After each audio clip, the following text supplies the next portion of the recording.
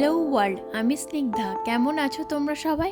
আমার ব্লগে তোমাদের সকলকে স্বাগত জানাই। আজ রবিবার, এখন বেলা 11টার মতো বাজে।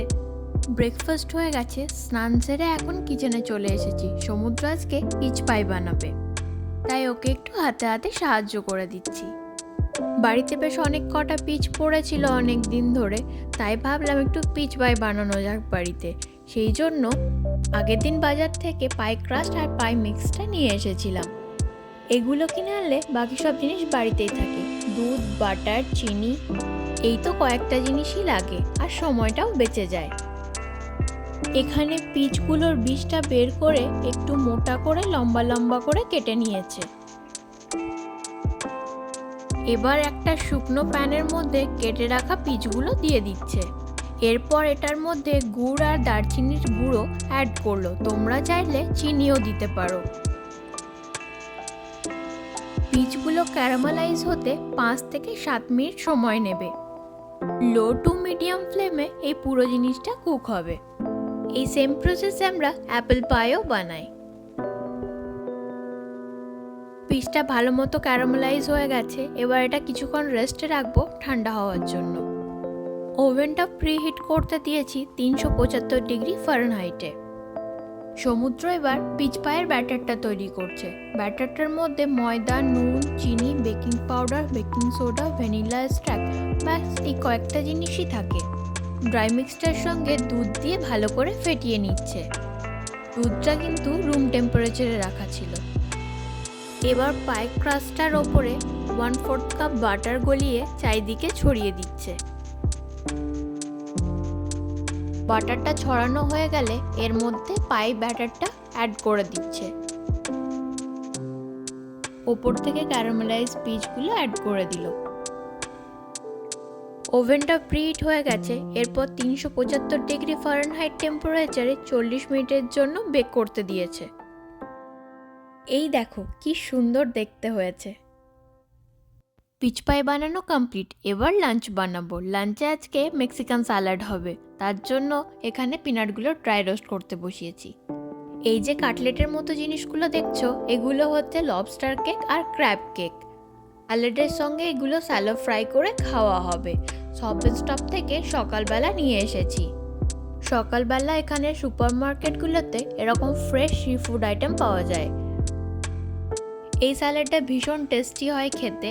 এটার মধ্যে গাজর, শসা, লাল বাঁধাকপি, ছোট পেঁয়াজ, সেদ্ধ কর্ন, আর কর্নের সঙ্গে গ্রিন কালারের যে বিনসটা দেখছো ওটাকে বলে অ্যাডেমামে। অ্যাডেমামেটা হচ্ছে বেসিক্যালি সয়াবিন সেদ্ধ। ওপর থেকে বেশ খানিকটা ধনেপাতা আর মাইক্রোমিক্স ছড়িয়ে ভালো করে মিক্স করে নিতে হবে। সমুদ্রের দিকে এটা বানাতে বানাতে আমি ওইদিকে ক্র্যাব কেক আর লবস্টার কেকটা ভাজতে বসিয়ে দিই। প্রথমে ক্র্যাব কেকটা ভেজে নেব। দুটোই স্যালো ফ্রাই করব, কোনোটাই ডিপ ফ্রাই করব না। রেস্টুরেন্টে স্যালো ফ্রাই বাটার দিয়ে করে, আমি এখানে অলিভ অয়েল দিয়ে করছি। ওদিকে ওটা হতে হতে আমি এদিকে চলে এলাম স্যালাডের ড্রেসিংটা কিভাবে বানাই সেটা তোমাদের সঙ্গে শেয়ার করতে। প্রথমেই নিয়ে নিচ্ছে 2 টেবিল স্পুন পিনাট বাটার।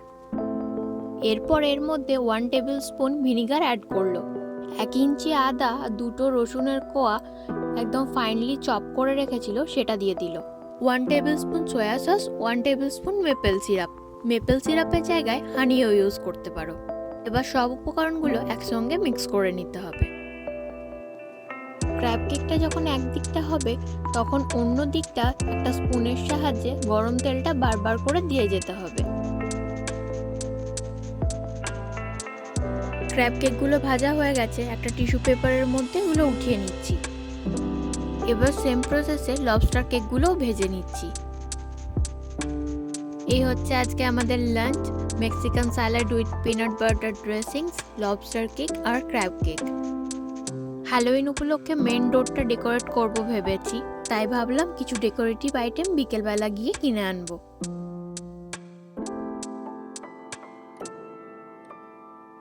এখন বিকেল 4:30 বাজে, তাই ভাবলাম পিচ পাইটা খাওয়া যাক। আমি যে কোনো মিষ্টি জিনিস খেতে খুব ভালোবাসি। পায়ের পিসটা ওঠাতে আমার একটু ভয় লাগছিল, তারপরে দেখলাম না, ঠিকঠাক উঠিয়ে নিয়েছি।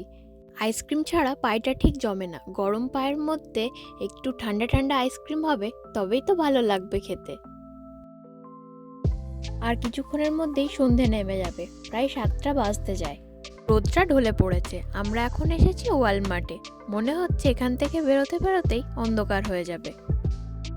ওয়ালমার্টটা তো অনেক বড়, আমাদেরকে এখন হাঁটতে হাঁটতে ওই শেষে যেতে হবে। এই দেখো একটা বড় সাইজের কায়োটি। আমাদের দেশে খেকশিয়ালকে এই দেশে কায়োটি বলে। সুন্দর সুন্দর সব ডেকোরেটিভ আইটেম এসেছে, কোনটা ছেড়ে যে কোনটা দেখবো সেটা বুঝতেই পারছি না। এটা কুমড়োর ফেস্টিভ্যাল, তাই কত রকমের যে কুমড়ো। এই দেখো কত কাকতাড়ুয়া দাঁড়িয়ে আছে। বেশি অপশন থাকলে আমি আবার খুব কনফিউজড হয়ে যাই, কোনটা নেব একদম বুঝতে পারি না। এই জায়গাটা হচ্ছে কাপ, প্লেট, চকলেটের বোল, স্ট্র, গ্লাস এইসবের জন্য। সামনের এই জায়গাটাতে অনেক রকমের কস্টিউম রয়েছে। হ্যালোউইনের উইকটাতে বিভিন্ন জায়গায় পার্টি হয়, সেখানে সবাই এগুলো পরে যায়। এই দেখো এই মুখোশটাতে আবার লাইট জ্বলে। হ্যালোউইনের দিন বাচ্চা বুড়ো অনেককে এরকম পরে ঘুরে বেড়াতে দেখেছি।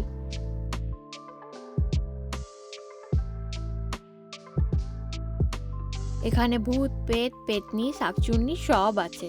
অ্যানাবেল, জোকার কেউ বাকি নেই। এই দেখো কঙ্কালের হাতগুলো হচ্ছে ক্যান্ডেল হোল্ডার। কত রকমের যে মাথার খুলি তার নেই ঠিক। এখন চলে এসেছি চকলেটের সেকশনে। কি কি চকলেট এসেছে সেগুলো দেখে যাব।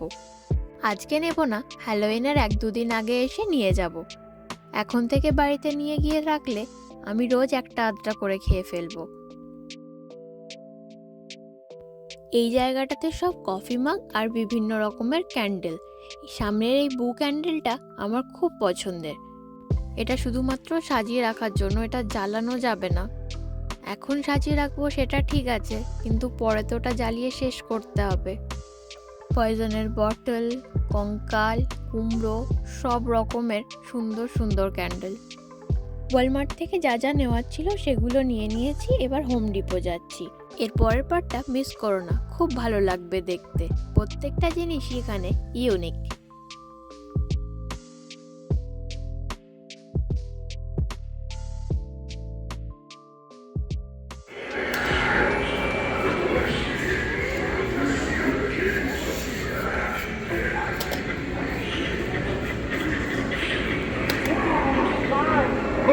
সবার শেষে টিজে ম্যাক্সে এলাম। টিজে ম্যাক্স হচ্ছে আমাদের বাড়ির সব থেকে কাছের দোকান, বলতে পারো এর পিছনেই আমাদের বাড়ি। এখানে ঘর সাজানোর জন্য সারা বছরই খুব সুন্দর সুন্দর জিনিসপত্র পাওয়া যায়। আমি কিচেনের জন্য আর লিভিং রুমের জন্য কিছু ডেকোরেটিভ আইটেম এখান থেকে নেব।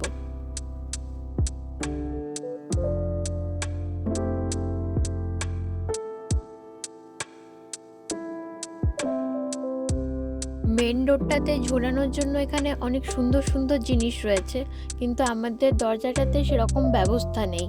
এত বড় বড় জিনিস আটকাবে না। কি কি কিনলাম পরের ব্লগে তোমাদের সঙ্গে শেয়ার করব। এই ব্লগটা অনেকটা বড় হয়ে যাচ্ছে, তাই এখানেই এন্ড করছি। যদি ভালো লেগে থাকে তাহলে লাইক, কমেন্ট, শেয়ার করতে ভুলো না যেন। আর হ্যাঁ, ফেসবুকে আমার পেজটা ফলো করে দিও। ডেসক্রিপশনে আমি লিঙ্কটা শেয়ার করে দেবো। আজকের মতো টাটা।